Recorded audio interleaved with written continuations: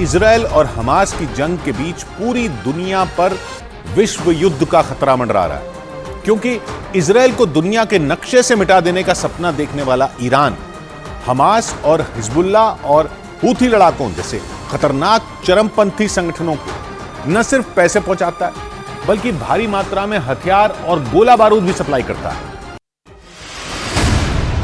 और अगर ईरान में बनाए गए तीनों परमाणु बमों में एक भी इन संगठनों के हाथ लग गया तो दुनिया में कैसी तबाही मचेगी, इसका अंदाजा भी लगाना मुश्किल है। हमास के साथ इजरायल की जंग के दौरान आए दिन ईरान समेत कई मुस्लिम देश इजरायल और अमेरिका को आंखें दिखा रहे हैं और गाजा पर इजरायल के हमलों को उसकी सबसे बड़ी गलती बता रहे हैं। वहीं अमेरिका समेत कई पश्चिमी देश इजरायल के पीछे हथियार और गोला बारूद लेकर पूरी मजबूती के साथ खड़े हैं। यानी अगर परमाणु हथियारों के साथ ईरान जंग में कूदा तो तीसरा विश्व युद्ध शुरू होने में देर नहीं लगेगी, क्योंकि अमेरिका के साथ उसकी दुश्मनी दशकों पुरानी है और बीते कुछ साल से दोनों के बीच जंग की तलवार खिंची हुई है। और इसी वजह से दुनिया को डर सताने लगा कि अमेरिका और इजरायल को रोजाना बदले की धमकी देने वाला ईरान कहीं युद्ध का नया मोर्चा न खोल दे। जंग की दहलीज पर खड़े अमेरिका और ईरान 35 साल पहले भी एक दूसरे से सीधी जंग लड़ चुके हैं, लेकिन गाजा पर इजरायल के हमलों और अमेरिका की इजरायल को खुली मदद से ईरान का खून खौल रहा है और बीते 40 दिन में दोनों एक दूसरे को कई बार जंग की धमकी भी दे चुके हैं। अमेरिका और ईरान में बढ़े हुए तनाव के बीच यूएन की संस्था IAEA यानी इंटरनेशनल एटॉमिक एनर्जी एजेंसी की एक रिपोर्ट ने अमेरिका समेत दुनिया भर के देशों के होश उड़ा दिए। IAEA की रिपोर्ट में दावा किया गया कि ईरान ने करीब 128 किलो यूरेनियम इकट्ठा कर लिया है। IAEA के मुताबिक एक परमाणु बम बनाने के लिए 42 किलो यूरेनियम की जरूरत होती है और जितना यूरेनियम ईरान के पास है वो 3 परमाणु बम आसानी से बना सकता है। लेकिन परेशानी उस यूरेनियम की शुद्धता से है। IAEA का मानना है कि परमाणु बम बनाने के लिए यूरेनियम का 90% तक शुद्ध होना जरूरी है, लेकिन ईरान के पास मौजूद यूरेनियम उतना शुद्ध है या नहीं, इसकी सही जानकारी किसी के पास नहीं है। ईरान दुनिया की नजरों से छिपाकर अपना परमाणु कार्यक्रम चलाता है। उसके पास परमाणु कार्यक्रम को दुनिया की शांति के लिए खतरनाक बताते हुए अमेरिका और इजरायल ये दावा कर चुके हैं कि ईरान के परमाणु बम गलत हाथों में चले गए तो दुनिया में महातबाही आ सकती है। हालांकि ईरान के परमाणु कार्यक्रम पर संयुक्त राष्ट्र और अमेरिका की 24 घंटे नजर बनी हुई है और उसी के आधार पर सितंबर महीने में ही अमेरिका के रक्षा मंत्रालय ने दावा किया था कि ईरान के पास 14 दिन के अंदर परमाणु हथियार बनाने के लिए जरूरी तकनीक और बुनियादी ढांचा मौजूद है। यानी वो परमाणु बम बनाने के बेहद करीब है। करीब 22 साल से ईरान परमाणु ताकत हासिल करने की कोशिश में जुटा है। हालांकि 2010 में उसे रोकने के लिए यूएन सिक्योरिटी काउंसिल, यूरोपीय यूनियन और अमेरिका ने कई तरह की पाबंदियां लगा दी थी। यहां तक कि जनवरी 2020 में अमेरिका ने ईरान पर लगाए गए प्रतिबंधों को और ज्यादा सख्त कर दिया था। और अमेरिका के वैज्ञानिकों ने अपनी सैटेलाइटों को ईरान के ऊपर नजर रखने के लिए सुपर एक्टिव कर दिया है, जिसके बाद ईरान की न्यूक्लियर साइटों से सामने आई तस्वीरों ने अमेरिका और संयुक्त राष्ट्र के शक को शीशे की तरह साफ कर दिया था। अमेरिका ने सैटेलाइट तस्वीरों के आधार पर दावा किया था कि ईरान पहाड़ी इलाके में सैकड़ों फीट गहरी सुरंगें खोदकर परमाणु हथियार बना रहा है और अपने परमाणु कार्यक्रम से जुड़ी जानकारियां दुनिया से छिपा रहा है। अमेरिका ने ईरान की न्यूक्लियर साइट की जो तस्वीरें जारी की थी, उन्होंने दुनिया की धड़कनें बढ़ा दी। दावा किया गया कि दुनिया की नजरों से बचाने के लिए ईरान ने सैकड़ों फीट गहराई में सुरंगें खोदकर अपना न्यूक्लियर प्लांट बनाया ताकि अमेरिका या फिर इजरायल की सैटेलाइट से और मिसाइल हमलों से उन्हें बचाया जा सके। अमेरिका ने दावा किया था कि ईरान ने जमीन के अंदर 260 फीट से 328 फीट की गहराई तक सुरंगें खोदकर न्यूक्लियर प्लांट तैयार किया था। अमेरिका के मुताबिक नतांज में ईरान की सबसे बड़ी न्यूक्लियर साइट है।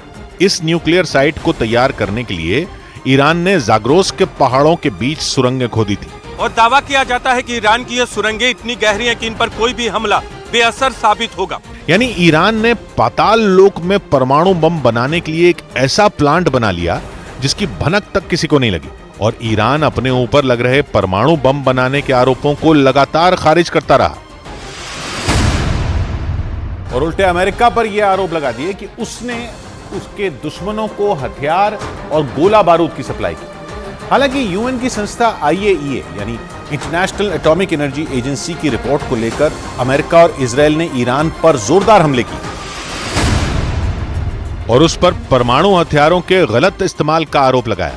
ईरान ने 6 जगहों पर न्यूक्लियर रिएक्टर लगा रखे हैं और वो दावा करता है कि ऊर्जा जरूरतों को पूरा करने के लिए उसने ये न्यूक्लियर प्लांट लगाए हैं।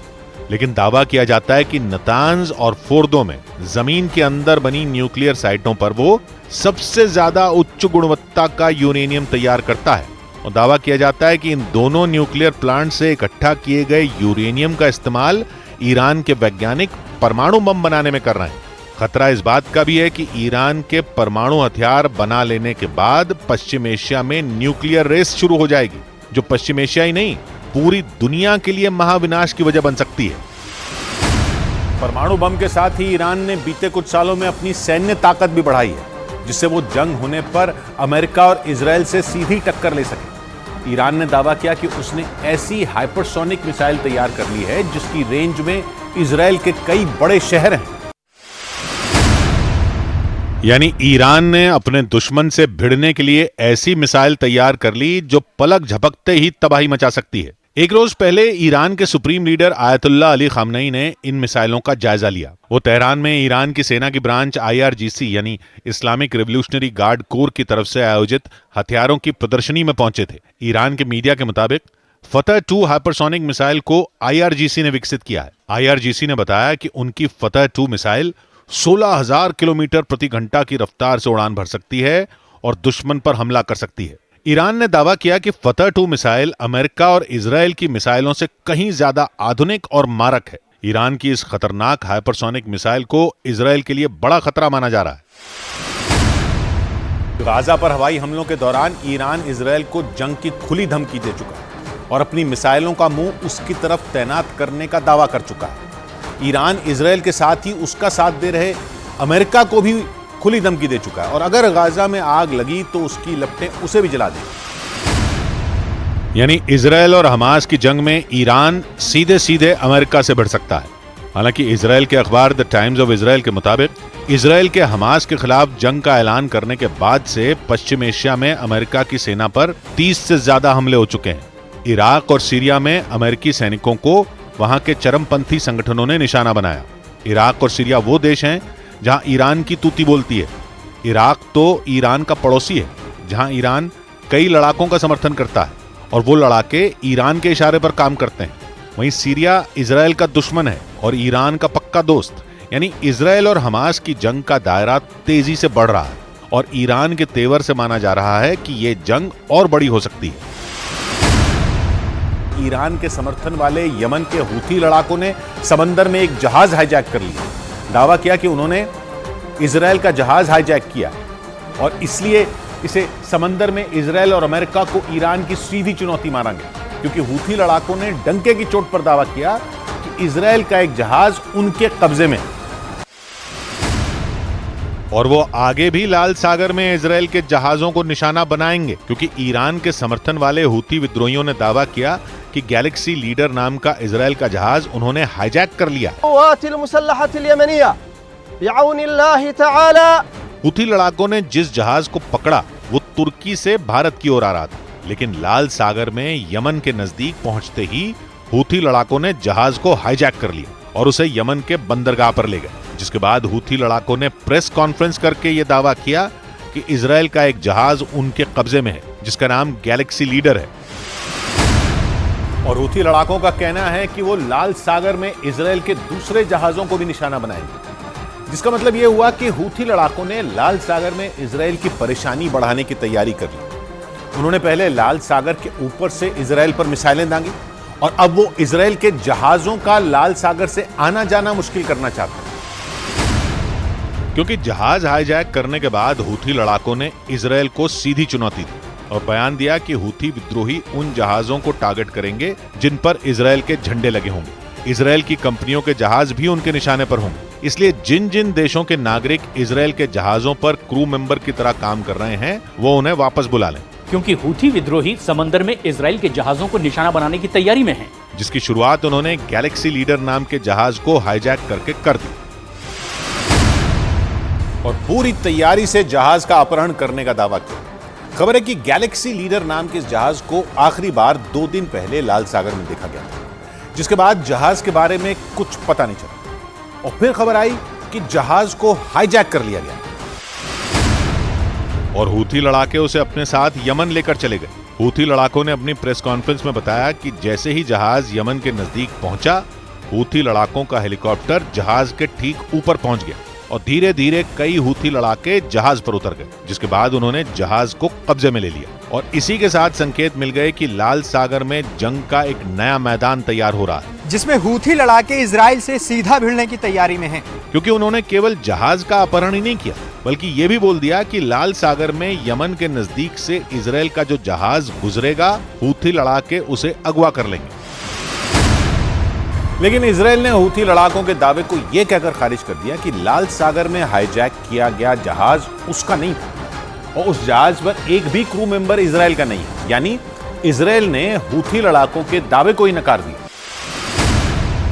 और दो टूक बोल दिया कि हूथी लड़ाकों के कब्जे में जो जहाज है वो इजराइल का है ही नहीं। हालांकि उसने ये माना कि हूथी लड़ाकों ने एक इंटरनेशनल मालवाहक जहाज पकड़ा है जो तुर्की से भारत रवाना हुआ था और उस जहाज पर यूक्रेन, बल्गेरिया, फिलीपींस और मेक्सिको समेत कई देशों के 25 क्रू मेंबर मौजूद हैं, जिनमें एक भी इजराइल का नागरिक नहीं है।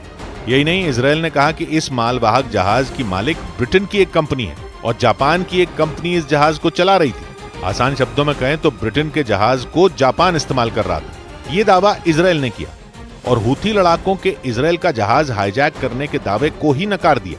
या यूं कहें कि इजराइल ने ईरान की हूथी लड़ाकों के जरिए उसे घेरने की प्लानिंग फेल करने की कोशिश की, क्योंकि इजराइल ने केवल उसका जहाज हाईजैक होने की खबर खारिज नहीं की, बल्कि इस मामले में ईरान को भी घसीट लिया और दो टूक बोल दिया कि हूथी लड़ाकों का यह कदम ईरान की एक आतंकी हरकत है। यमन के हूथी लड़ाकों के सिर पर ईरान का हाथ माना जाता है और इसीलिए इजराइल ने इस मामले में बेझिझक होकर ईरान का नाम लिया। गाजा जंग के बाद इजराइल और ईरान के बीच का तनाव बढ़ चुका है और जैसे ही खबर आई कि हूथी विद्रोहियों ने लाल सागर में एक जहाज का अपहरण किया है, इजराइल आक्रामक हो गया और नेतन्याहू के कार्यालय का बयान आया कि ये ईरान की एक और आतंकी हरकत है जो समंदर के उन रास्तों पर खतरा बढ़ाती है जहां से अलग अलग देशों के जहाज गुजरते हैं, क्योंकि ईरान के समर्थन वाले हूथी लड़ाके लाल सागर में खुली जंग लड़ने का ऐलान कर चुके हैं और उन्होंने इजराइल के झंडे वाले जहाजों को निशाना बनाने की चुनौती भी दी। लाल सागर में जहाज हाईजैक करने से कुछ घंटे पहले भी हूथी लड़ाकों ने धमकी दी थी। हूथी लड़ाकों ने इजराइल को सीधी धमकी दी और बोल दिया कि वो इजराइल के खिलाफ सैन्य अभियान तब तक जारी रखेंगे जब तक गाजा में जंग नहीं रुकती और इसीलिए उन्होंने ऐलान किया कि वो लाल सागर में इजराइल के जहाजों को बार बार निशाना बनाएंगे। हालांकि इजराइल ने इस बात से मना कर दिया कि उसका जहाज हूथी लड़ाकों के कब्जे में, लेकिन खबर आई कि हूथी लड़ाकों के कब्जे में जो जहाज है वो इजराइल के एक बड़े कारोबारी का है, जबकि इजराइल का कहना है कि हूथी लड़ाकों के कब्जे में जो जहाज है वो ब्रिटेन की कंपनी का है। यानी जहाज किस देश का है इसी पर पेच फंस गया, क्योंकि हूथी लड़ाके अपनी पीठ ये कहकर थपथपा रहे हैं कि उन्होंने इजराइल का जहाज अगवा कर लिया, जबकि इजराइल ने गैलेक्सी लीडर को अपना जहाज मानने से ही मना कर दिया और दुनिया इस बात पर फंस गई कि हूथी लड़ाकों के कब्जे में जो जहाज है वो असल में किसका है, क्योंकि हूथी लड़ाकों का दावा अलग है और इजराइल का अलग। सारी उठापटक के बीच ये तो पक्का है कि हमास और हिजबुल्लाह के बाद हूथी लड़ाके भी इजराइल का तनाव बढ़ाना चाहते हैं, क्योंकि गाजा में जंग के बाद इजराइल उनके निशाने पर आ गया और वो सीज फायर की मांग करते हुए इजराइल को धमका भी चुके हैं। और पिछले कुछ हफ्तों से दक्षिणी इजराइल के एलर्ट शहर पर मिसाइलों से अटैक कर रहे हैं। हूथी लड़ाकों ने एलर्ट पर ड्रोन से भी अटैक किया था। एक ड्रोन तो एलर्ट में एक रिहायशी इमारत से टकरा भी गया था, जिसके बाद इजराइल अलर्ट हो गया। उसने लाल सागर में अपने जंगी जहाज तैनात कर दिए। न्यूज़ 18 की टीम भी दक्षिणी इजराइल के एलर्ट शहर पहुंची, जहां लाल सागर में इजराइल की नौसेना हूथी लड़ाकों से भिड़ने की तैयारी करती नजर आई। हम लाल सागर के पास मौजूद हैं, इजराइल की सीमा के अंदर। बोट को आप देख सकते हैं लाल सागर में जो इजराइल के हैं, और लगातार सीमा की निगरानी करें। हूथी लड़ाकों ने लाल सागर के रास्ते जब इजराइल पर मिसाइलें दागी थीं, तो अमेरिका भी सावधान हो गया था। उसने हूथी लड़ाकों की कई मिसाइलों को मार गिराने का दावा भी किया था और बाकी का काम इजराइल के एरो 3 मिसाइल डिफेंस सिस्टम ने कर दिया था, जिसे हूथी लड़ाकों के सक्रिय होते ही दक्षिणी इजराइल में सीमा पर तैनात कर दिया गया था। पिछले कई हफ्तों से एरो 3 मिसाइल डिफेंस सिस्टम ने लाल सागर में हूथी लड़ाकों की कई मिसाइलों को मार गिराया, लेकिन हूथी लड़ाके नहीं रुके।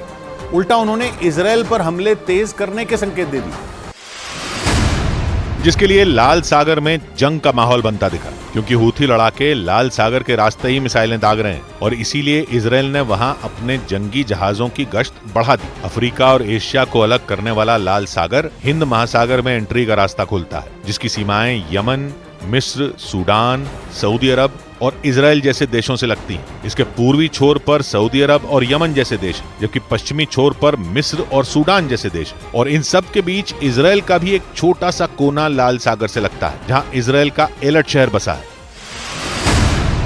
हूथी लड़ाकों के निशाने पर दक्षिणी इजराइल का यही शहर है, जिसे इजराइल के सबसे शांत शहरों में गिना जाता है। लेकिन गाजा की जंग की आंच इजराइल के इस शहर तक भी पहुंच गई, क्योंकि इजराइल के खिलाफ हमास का साथ देने के लिए हूथी लड़ाके मैदान में आ गए और यमन की राजधानी सना से करीब 2000 किलोमीटर दूर इजराइल के एलट शहर पर मिसाइलें दागने लगे। यही नहीं, जैसे ही हूथी लड़ाकों ने इजराइल का जहाज हाईजैक करने का दावा किया, हमास का बयान आ गया, जिसमें उसने कहा कि हूथी लड़ाकों का यह कदम तारीफ के काबिल है। जिसका मतलब ये हुआ कि ट्रिपल एच कहे जाने वाले हिजबुल्लाह, हूथी और हमास के लड़ाके एक दूसरे का साथ दे रहे हैं। और इन तीनों कट्टरपंथी संगठनों की आड़ में ईरान अपना काम कर रहा है, क्योंकि हिजबुल्लाह को ईरान ने बनाया था। गाजा जंग में ईरान ने हमास का साथ दिया और हूथी लड़ाकों के सिर पर भी ईरान का हाथ है। और इसीलिए कहा जाता है कि ट्रिपल एच जो करते हैं वो ईरान के इशारे पर करते हैं। जैसे ही हूथी लड़ाकों ने लाल सागर में इजराइल से भिड़ने का ऐलान किया, इजराइल ने ईरान पर निशाना साधना शुरू कर दिया, क्योंकि उसे पता है कि हूथी लड़ाकों को हथियार और तकनीक दोनों ईरान से ही मिलती है। और इसीलिए इजराइल ने लाल सागर में जहाज के अपहरण का कनेक्शन सीधा ईरान से जोड़ दिया। यही नहीं, उसने इसे ईरान की आतंकी हरकत बोल दिया। मतलब ये कि इजराइल ने हूथी लड़ाकों को नहीं, बल्कि उनकी आड़ में जंग लड़ रहे ईरान को टारगेट किया, क्योंकि लाल सागर में इजराइल के जहाजों पर संकट मंडराने से सबसे ज्यादा फायदा ईरान को ही हो सकता है। क्योंकि अगर हूथी लड़ाकों का सामना इजराइल से हुआ तो उनसे लड़ने अमेरिका भी आएगा और हूथी लड़ाके इजराइल के साथ साथ अमेरिका को भी नुकसान पहुंचा सकते हैं। और इसीलिए अमेरिका भी सावधान हो गया। उसने ईरान को मुंहतोड़ जवाब देने की तैयारी भी कर डाली, क्योंकि पश्चिमी मीडिया ने दावा किया कि अमेरिका ने अपने खतरनाक जंगी जहाज को ईरान के पास तैनात कर दिया। उसके खतरनाक बॉमर भी ईरान के आसपास मंडराने लगे, जिसका सीधा मतलब यह हुआ कि अमेरिका की नजर ट्रिपल एच पर भी है और उसके पीछे से पश्चिम एशिया में खेल खेलने वाले ईरान पर भी। और इसीलिए अमेरिका का खतरनाक जंगी जहाज ईरान के पास ओमान की खाड़ी में पहुंच चुका है और ईरान की सीमा से केवल 300 किलोमीटर दूर खड़ा है। ये दावा पश्चिमी मीडिया ने किया और जानकारी दी कि ओमान की खाड़ी में तैनात अमेरिका के जंगी जहाज पर कई लड़ाकू विमान और मिसाइलें तैनात हैं, जो ईरान के पूर्वी और मध्य हिस्से को तबाह कर सकती हैं। जिसका मतलब ये हुआ कि ईरान को सबक सिखाने के लिए अमेरिका ने भी तैयारी कर ली है, क्योंकि केवल उसका जंगी जहाज ही नहीं, बल्कि अमेरिका का B-1 बॉमर भी तुर्की के पास लाल सागर में तैनात कर दिया गया। इसके अलावा लाल सागर और ओमान की खाड़ी में भी अमेरिका के जंगी जहाज पहुंच गए। ईरान की सीमा तुर्की से लगती है और फारस की खाड़ी और ओमान की खाड़ी तो ईरान की 1770 किलोमीटर लंबी दक्षिणी सीमा बनाती हैं, जहां अमेरिका ने ईरान को घेरने के लिए चक्रव्यूह रच डाला। ईरान गाजा जंग की आड़ में ट्रिपल एच को हथियार की तरह इस्तेमाल कर रहा है। पहले उसने लेबनान के रास्ते इजराइल पर हमले की जमीन तैयार की और अब यमन के रास्ते दक्षिणी इजराइल को निशाना बना रहा है, जिसके लिए लाल सागर में माहौल गर्माता दिखाई दिया, क्योंकि यमन के कट्टरपंथी शिया हूथी लड़ाकों ने लाल सागर में जहाजों को अगवा करने का प्लान बनाया। फिलहाल तो हूथी लड़ाके इजराइल को निशाना बना रहे हैं, लेकिन जैसे संकेत हैं उनसे लगा कि हूथी लड़ाके इजराइल के दोस्त अमेरिका पर भी हमला करेंगे और लाल सागर से गुजरने वाले अमेरिका के जहाजों को भी निशाना बना सकते हैं। जिसके बाद इजराइल ने बिना घुमाए फिराए बोल दिया कि ईरान समंदर में इजराइल और अमेरिका को चुनौती दे रहा है और आतंकी हरकतें कर रहा है। यानी इजराइल और अमेरिका को पता है कि हूथी लड़ाके खुद कुछ नहीं कर रहे, बल्कि ईरान उनसे ये करवा रहा है, क्योंकि वो समंदर, जमीन और आसमान में इजराइल और अमेरिका के खिलाफ हमास, हिजबुल्ला और हूथी लड़ाकों को आगे खड़ा कर रहा है और उनकी आड़ में पूरे पश्चिम एशिया को जंग में झोंकने की साजिश रच रहा है। हिजबुल्लाह ने सिर्फ हमले ही नहीं किए, बल्कि एक वीडियो जारी कर इजराइल को बड़ी धमकी भी दे दी। हिजबुल्लाह ने इस वीडियो के जरिए यह बताने की कोशिश की कि उसके लड़ाके सीमा पार करके भी इजराइल की जमीन पर हमले बोलने के लिए तैयार हैं। यानी वो इजराइल की सीमा में घुसकर कभी भी उसके साथ सीधी जंग छेड़ सकते हैं। हिजबुल्लाह और इजराइल के बीच सीमा पर 7 अक्टूबर के बाद से ही लड़ाई छिड़ी हुई, लेकिन अब तक दोनों एक दूसरे पर ड्रोन, रॉकेट और मिसाइलों से ही हमले बोल रहे हैं। ऐसा पहली बार हुआ जब हिजबुल्लाह ने वीडियो जारी करके इजराइल को चेतावनी दी कि वो आ रहे हैं। और इसी वजह से ये माना जा रहा है कि हिजबुल्लाह के लड़ाके इजराइल की सीमा पार जाने के लिए बिल्कुल तैयार बैठे हैं। यानी जो लड़ाके सीमा पार से इजराइल की सेना को चुनौती दे रहे थे, वो सीधे इजराइल में घुसकर वहां कत्लेआम मचा सकते हैं। इसका मतलब ये कि इजराइल पर एक बार फिर 7 अक्टूबर जैसे हमले का खतरा मंडरा रहा है, लेकिन इस बार उसका दुश्मन हमास से कहीं ज्यादा खतरनाक और ताकतवर है। हिजबुल्लाह ने वीडियो जारी कर यह बता दिया कि इजराइल के लिए वो हमास से कहीं बड़ा खतरा है। हिजबुल्लाह के जोरदार हमले की जानकारी खुद इजराइल की सेना की तरफ से दी गई। सेना ने यह जानकारी दी कि 1 घंटे के अंदर ही हिजबुल्लाह ने उसके कई इलाकों पर 3 ड्रोन और 25 रॉकेट दाग दी। यानी हिजबुल्लाह ने एक साथ ऐसे ताबड़तोड़ हमले बोले कि इजराइल की फौज भी कुछ देर के लिए खौफ से भर गई।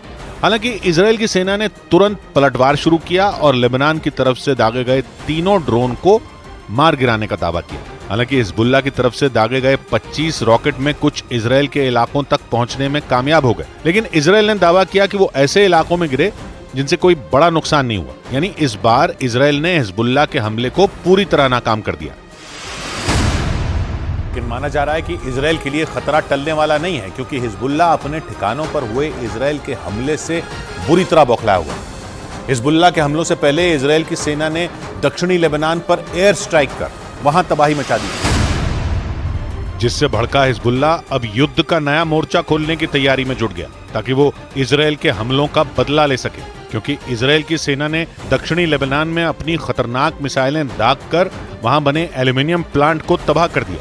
बताया गया कि इजराइल की फौज ने एल्यूमिनियम प्लांट पर ड्रोन के जरिए हमले किए, जिसके बाद वहां जोरदार धमाका हुआ और पूरा इलाका आग की लपटों से घिर गया। हालांकि इजराइल के इस भीषण हमले में किसी के मारे जाने का दावा नहीं किया गया, लेकिन इजराइल की इस कार्रवाई से हिजबुल्लाह उस पर भड़क गया और माना जा रहा है कि दक्षिणी लेबनान पर हुई एयर स्ट्राइक की वजह से ही हिजबुल्लाह अब इजराइल के सैन्य ठिकानों को चुन चुन कर निशाना बना रहा है, जिसमें ईरान उसकी खुलकर मदद कर रहा है। जो जंग में इजराइल के लिए बड़ी चुनौती बना हुआ, क्योंकि ईरान सीधे तौर पर नहीं, लेकिन दावा है कि उसके हथियारों के दम पर ही हमास के लड़ाके इजराइल की सेना पर हमले कर रहे हैं। और दावा है कि हमास के साथ हिजबुल्लाह के लड़ाके भी ईरान के खतरनाक हथियारों का इस्तेमाल कर रहे हैं, जो इजराइल की सेना के लिए बड़ी मुसीबत बने हुए हैं। क्योंकि ईरान जंग में खुले तौर पर इजराइल का विरोध कर रहा है और माना जा रहा है कि वो इजराइल से सीधी जंग नहीं लड़ना चाहता, इसलिए ईरान उसके दुश्मनों यानी हमास और हिजबुल्लाह का मददगार बनकर उन्हें हथियारों की सप्लाई कर रहा है, जो इजराइल के लिए खतरा साबित हो सकता है। इसलिए इजराइल अपने दोस्त अमेरिका की मदद लेकर उसके ठिकानों पर हमले करवा रहा है, क्योंकि सिर्फ इजराइल ही नहीं बल्कि अमेरिका भी ईरान को अपना दुश्मन मानता है। अमेरिका की सेना ने तो कुछ दिनों पहले ही सीरिया में ईरान के चरमपंथी संगठनों के ठिकानों पर हमले करने का दावा किया था, क्योंकि 7 अक्टूबर को इजराइल पर हुए हमलों के 10 दिन बाद ही सीरिया में अमेरिका के सैन्य ठिकानों पर ईरान के चरमपंथी संगठन के लड़ाकों ने हमले कर दिए थे। अमेरिका और इजराइल मिलकर ईरान को सबक सिखाना चाहते हैं, ताकि हमास और हिजबुल्लाह जैसे खतरनाक चरमपंथी संगठनों का एक साथ सफाया हो सके। क्योंकि ईरान ही इन दोनों संगठनों को और ताकतवर बनाने में जुटा है और उन्हें मिटाना अमेरिका और इजराइल के लिए इतना आसान नहीं है। माना जा रहा है कि ईरान इजराइल और उसके समर्थन में आए देशों को जंग में उलझाए रखना चाहता है। इसीलिए तो उसकी सेना की ब्रांच IRGC यानी Islamic revolutionary guard core Syria और इराक में अमेरिका के सैन्य अड्डों को निशाना बना रही है। और आरोप है कि इसमें ईरान के चरमपंथी संगठन के लड़ाकों का भी हाथ है। ऐसा इसलिए क्योंकि जंग में अमेरिका इजरायल के साथ खड़ा है और ईरान ये नहीं चाहता कि कोई भी देश इजरायल की ढाल बने। लेकिन इजरायल और अमेरिका भी पीछे नहीं हटना चाहते। अमेरिका की सेना सीरिया और इराक में ईरान के चरमपंथी संगठन के लड़ाकों के खिलाफ लगातार कार्रवाई कर रही है। कि 7 अक्टूबर को हमास के लड़ाके अल शिफा अस्पताल में ही बंधकों को लेकर आए थे और बाद में उन्हें सुरंग के जरिए दूसरी जगहों पर भेजा गया। इजरायल की सेना की तरफ से जारी किए गए उस वीडियो में हथियारों से लैस कुछ लोग एक आदमी की गर्दन पकड़कर उसे जबरदस्ती अल शिफा अस्पताल के अंदर ले जाते नजर आए, जबकि एक दूसरा आदमी बुरी तरह घायल दिखाई दिया। उसे स्ट्रेचर पर लिटाया गया था। इजराइल की सेना ने दावा किया कि हमास ने इसी तरह से बंधकों के साथ बर्बरता की और 7 अक्टूबर को उन्हें जबरदस्ती इजरायल से गाजा के अल शिफा अस्पताल लेकर पहुंचे थे। इजरायल की सेना के मुताबिक उस वीडियो में हमास के लड़ाके जिन 2 लोगों को जबरदस्ती अस्पताल में ले जाते दिखाई दिए वो नेपाल और थाईलैंड के नागरिक हैं। हालांकि उन दोनों को अल शिफा अस्पताल में पहुंचाने के बाद उनके साथ क्या हुआ, उन्हें बाद में कहां छिपाया गया, इजरायल की सेना ने इसकी कोई जानकारी नहीं दी।